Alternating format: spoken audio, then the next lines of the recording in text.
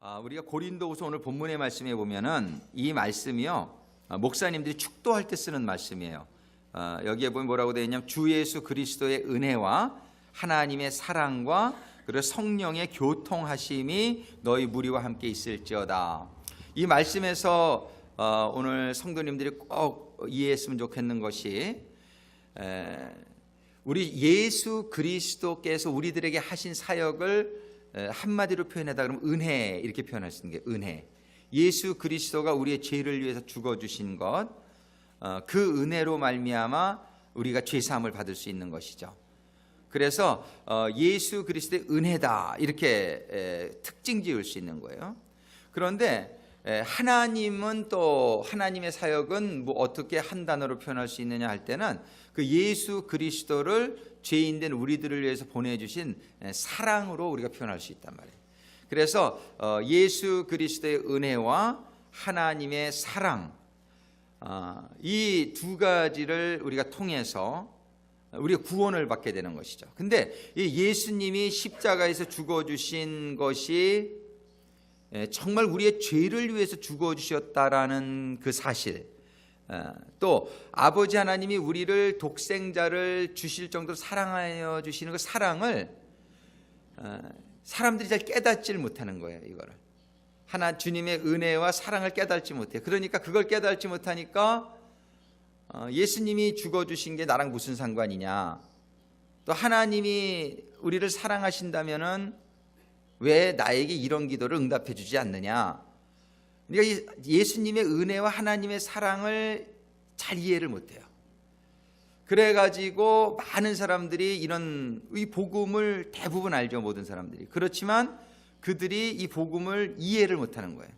깨닫지를 못해서 예수님을 믿지 못하고, 그리고 하나님의 사랑 안에 살지를 못하는 그런 결과가 되어져. 근데 이 예수님의 은혜와 하나님의 사랑이 깨달아지는 게 구원의 시작이고 구원의 내용인데, 이런 모든 것들을 깨닫게 해주시는 분이 성경에서는 성령님이다, 이렇게 말씀하시는 거예요. 그러니까 성령님의 이 교통하심, 이 교통하심이라는 말은 그리고로 코이노니아라고 그러는데, 이 코이노니아라는 말 안에는 여러 가지의 그 뜻이 담겨져 있는데, 그 코이노니아라는 말이 영어로는 펠로우십으로 많이 번역이 되어 있고요.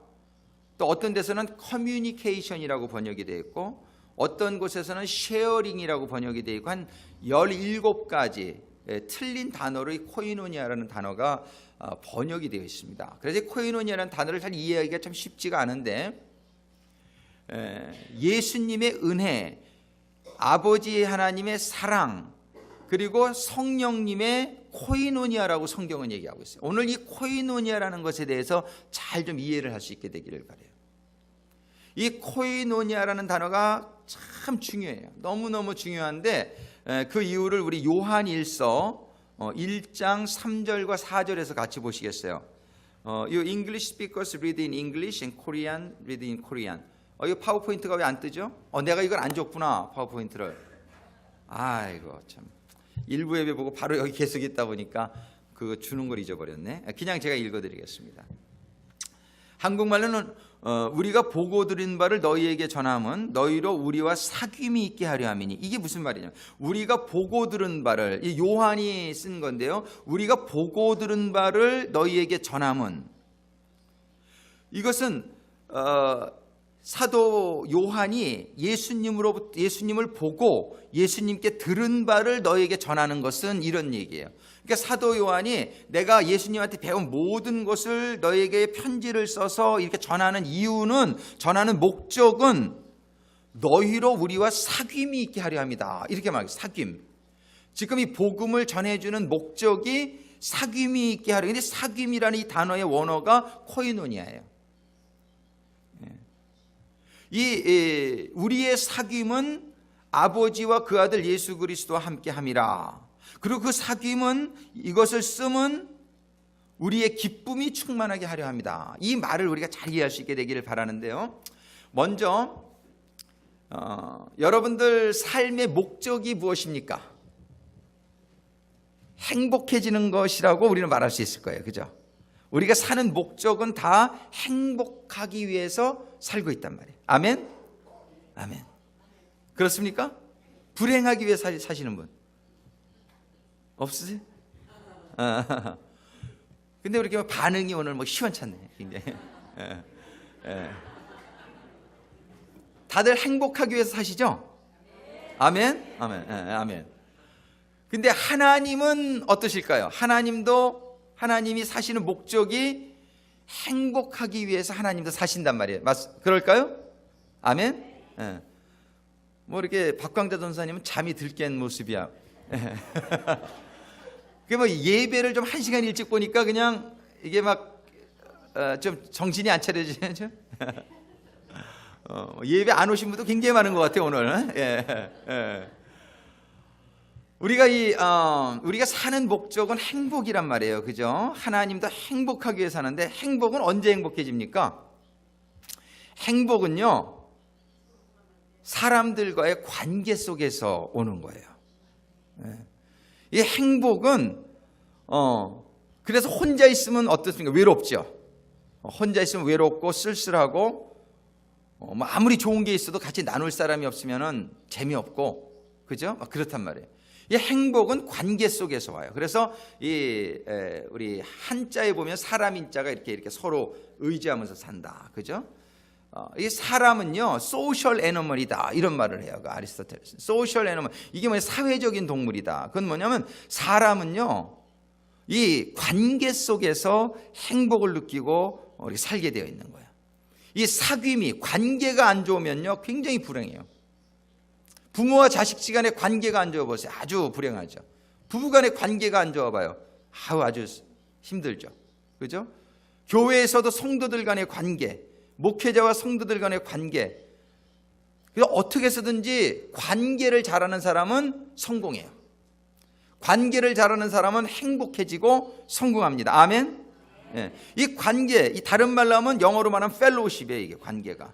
다른 말로 하면 이게 사귐이고요. 오늘 사귐. 우리는 이 사귐을 잘해야 돼요. 그래서 관계가 좋으냐 안 좋으냐, 당신이 이걸 잘 봐야 돼요. 내가 아무리 신앙생활 잘하는 것 같아도 나는 관계가 안 좋아, 친구가 없어, 그럼 당신은 신앙생활을 아주 잘못하고 있는 거예요. 이 신앙생활을 잘하면은 관계가 좋아지게 돼 있어요. 근데 관계가 나쁜 사람은 다 실패하는 거예요. 다 잃어버리는 거예요. 관계가 나쁜 사람은 인생 잘못 사는 거예요. 관계가 좋아지게 되기를 주님의 이름으로 축복합니다. 오늘 성경이 요한일서 1장 3절과 4절에 뭐라고 말씀하시냐면은 이 사도 요한이 이 말씀을 전하는 모든 목적이 어디에 있냐면 너희에게 관계가 좋아지게 하려 합니다, 이런 뜻이에요. 사귐이 있게 하려 합니다, 이런 뜻은 너희들의 관계가 좋아지기 전에, 너희들의 관계가 좋아지려면 너희가 먼저 아버지와 예수 그리스도와 관계가 좋아져야지. 너희들의 관계가, 이 관계가 세 가지 관계가 있어요. 우리가 살아가는. 첫 번째는 하나님과의 이 수직적인 버티컬 릴레이션십이 있고, 두 번째는 성도들 간의 호라이젠털 수평적인 관계가 있고, 세 번째는 믿지 않는 사람들을 위한 세상을 향한 세상과의 관계. 이게 세 가지의 관계가 있어요. 이 관계를 근데 다 이 관계 속에서 우리는 아주 행복감을 느끼고 잘 살 수 있는데, 이 관계를 잘하기 위한 오늘 비결을 우리가 나눠보겠단 말이에요. 오늘 본문의 고린도후서 13장 13절에 보면은 세 분 하나님의 그 특징이 나오는데, 정말 예수 그리스도의 은혜와 아버지 하나님의 사랑과 그 다음에 성령님의 관계, 이 교통하심이 있기를 원하노라, 성경이 이렇게 얘기한단 말이에요. 우리가 이 관계를 잘하기 위해서 제일 먼저 중요한 것이 뭐냐면은 예수 그리스도의 은혜예요. 이 예수 그리스도의 은혜가 왜 필요합니까? 왜 필요하냐? 우리가 하나님과의 관계를 회복하기 위해서 먼저 그런 거예요. 하나님과의 관계가 왜 끊어질까요? 하나님과의 관계를 갖고 싶지 않으면 여러분들이 뭘 하면 될까요? 죄를 지면 돼요. 여러분들이 죄를 지면 그 순간 여러분들은 하나님과의 관계가 딱 끊어집니다. 하나님이 염려하지 말아라 그랬는데 여러분들이 염려하는 순간 하나님과의 관계가 딱 끊어지는 거예요. 이해가십니까? 하나님이 사랑하라 그랬는데 여러분들이 누구를 미워하는 순간 여러분들이 하나님과의 관계가 딱 끊어지는 거예요. 죄는 만 가지 죄를 다 져야 죄인이 되는 게 아니에요. 여러분들이 저기 감옥 가려면 한 가지 죄만 져도 감옥 가죠. 마찬가지예요. 하나님과의 관계도요, 한 가지 죄만 져도 여러분들이 하나님과의 관계가 끊어집니다. 하나님이 11조 해라 했는데 11조 못하면 어떻게 돼요? 죄가 되죠. 그래서 여러분들 11조 해라 11조 해라, 이 산임사관이 여러분들에게 매일 말씀하시는 건 뭐냐면 11조를 안 하는 순간 여러분들이 죄를 짓게 되고 죄를 짓는 순간 하나님과의 관계가 끊어져 버려요. 물론 회개하면 용서해 주시죠. 근데 맨날 11조 안 하고 맨날 회개하고 맨날 11조 안 하고 또 회개하고 그러면 하나님이 네 회개는 진짜가 아니구나, 하나님이 그러시는 거예요. 회개를 했으면 그 다음 주엔 11조를 해야죠. 성경이 너 11조 안 하면 넌 도둑놈이다, 이렇게 성경이 얘기하는데, 그러니까 이런 것들이 사람들이 소홀히 하는 거예요. 그러니까는 하나님이 말씀하신 많은 말씀들을 너무나 소홀히 하는 게 많아요. 너희는 예배를 신령과 진정으로 드려라, 성경은 이렇게 얘기하는데 예배를 신령과 진정으로 안 드려요. 멋대로 드려요. 예배 시간 늦게 들어오고 10분 전에 들어와서 예배를 준비하라고 그러는데도 10분 늦게 오고, 그러면 이거는 예배를 신령과 진정으로 드릴 수 있는 게 아니죠. 너희는 마음을 다하고 목숨을 다하고 뜻을 다해서 하나님을 사랑하라 그러는데 마음을 다하고 목숨을 다하고 뜻을 다해서 돈을 사랑해요. 하나님을 사랑하지 않고, 하나님은 사랑하지만 돈 다음에 사랑해. 그러면 하나님께서 돈이 너의 우상이 되었다라고 얘기하고 그게 죄가 된단 말이에요. 우리는 이런 죄를 지면서도 죄 짓는 거를 몰라요. 그러면서 하나님이 없다고 그래요. 왜? 나랑 아무 관계가 없어. 하나님이 살아계시면 나한테 뭐가 있어야지. 근데 그 뭐가 없는 이유가 어디에 있는지를 알아야 된단 말이에요. 하나님이 내 왜 기도의 응답을 안 해주는지를 알아야 된단 말이에요. 하나님과 나랑 관계가 없는데 어떻게 뭐가 일이 일어나냐면 관계가 있어야 일어나는 거죠. 내가 죄를 짓고 있는데 어떻게 관계가 생기냔 말이에요. 그래서 우리는 하나님과의 우리가 교회 백날 온다고 해도 그게 되는 게 아니에요. 30년 40년을 다녀봐요. 그래도 하나님 음성 한 번 못 듣고 하나님 한 번도 이렇게 관계가 없이 살다가 천국 못 가는 사람이 얼마나 많은데요. 이 관계가 없으면 천국 못 가는 거예요. 관계가 있어야 천국 가는 거죠. 예. 근데 이 관계가 없는 이유는 죄에 있다. 여러분들이 하나님의 말씀을 왜 보냔 말이에요. 말씀을 보면서 나의 잘못이 깨달아지라고 말씀 주신 거예요. 말씀은 거울과 같은 거예요. 그래서 여러분들이 성경책을 안 읽는 사람은 거울을 안 보는 사람과 똑같아요. 그러니까 내 얼굴에 뭐 시커먼 게 묻었어도 모르지, 거울을 안 보니까. 여러분들이 성경 읽게 되시기를 주님의 이름으로 축원합니다. 성경을 읽으실 때 창세기부터 요한계시록까지 다 읽어야 돼요. 그래야 여러분들을 온전히 쳐다볼 수 있어요. 근데 이 한 번 읽어서 이해가 안 되니까 두 번 읽고 세 번 읽고 여러분들이 잘 여러분들을 볼 수 있어야 돼요. 여러분들이 죄가 깨달아져야 돼요. 이 죄가 깨달아지지 않으니까, 세상 사람들은 죄가 안 깨달아져요. 왜? 성경을 안 읽으니까. 교회 와서 말씀을 안 들으니까 죄가 안 깨달아져요. 여러분들은 지금 큰 은혜의 자리에 와 있는 줄로 믿으시기 바랍니다. 하나님의 말씀을 듣는 것 같은 은혜가 없는 거예요. 이게 비록 말씀을 들을 때에 내 마음에 양심이 찔리고 내가 죄인인 것을 깨닫게 되고, 병이 있는데 병 드러나는 게 무서워서 병원에 안 가면 어떻게 돼요? 그 병이 자라죠. 병이 자라면 죽죠. 병이 있는 것 같으면 어떻게 돼요? 병원에 가서 의사의 진단을 받아서 엑스레이도 찍어보고 MRI도 찍어보고 그래야지 여러분들이 병이 드러나서 치료를 받게 되잖아요. 병원에 가면 막 병이 드러나요. 근데 어떤 사람은 다 드러나는 거 싫어서 안 가. 그러면 아주 굉장히 무지한 거죠. 병원에 가야죠. 마찬가지예요. 교회 와야죠. 교회 오면은 여러분들의 죄가 막 드러나요. 근데 죄가 드러나는 거 감사하시기를 주님의 이름으로 축원합니다. 여러분들은 죄를 깨달아야 고칠 수 있는 기회가 있는 거죠. 근데 죄를 깨달았는데 예수님이 십자가에서 죽어주시기 전까지는 치료약이 없었어요. 죄를 깨달으면 뭐예요? 병을 알았으면 뭐예요? 치료할 수 있는 약이 있어야죠. 근데 우리에게 지금 약이 있단 말이에요. 우리의 죄를 아무리 죄가 많아도, 여러분의 죄가 진홍같이 붉을지라도 우리 예수 그리스도가 나의 죄를 담당해서 십자가에서 죽어지셨으므로 그분을 믿기만 하면은 죄가 씻어진다는 거예요. 할렐루야. 이게 바로 은혜예요. 우리가 죄를 얼마나 많이 짓습니까? 얼마나 죄를 많이 짓습니까? 구원받고 사는 사람은 죄 안 짓습니까? 구원받고 살아도 아직 부족하잖아요. 우리가 이 세상에 사는 동안에 정말 완전을 향해서 가지만 우리는 부족한 게 많기 때문에 늘 우리는 말씀 보고 또 깨닫고 그리고 또 회개하고 그러는 가운데 우리가 점점 나아지는 게 성화라 그런다며. 성화. 우리는 예수 그리스도의 은혜를 먼저 깨닫게 되기를 주님의 이름으로 축원합니다. 두 번째로는 은혜를 깨닫고 이제 구원을 받았는데 그 다음엔 우리가 어떻게 되냐면 자라야 된단 말이에요. 인격이 자라고 우리의 정말 모든 삶의 이 모습들이 우리들이 바뀌어져야 돼요. 근데 그 바뀌어지는 것이 하루 이틀에 되는 게 아니란 말이에요. 근데 이 바뀌어지는 우리가 무엇을 향해, 아버지가 뭐라 그러냐면 마태복음 5장 48절에 너희는 내가 온전한 것 같이 너희도 온전하라. 그렇게 온전하라고 그랬는데 그 아버지 가장 온전함은 모든 죄의 원인이 어디에 있습니까? 사랑이 없음에 있어요. 우리의 모든 온전함의 그런 근원은 어디에 있냐면 사랑에 있어요.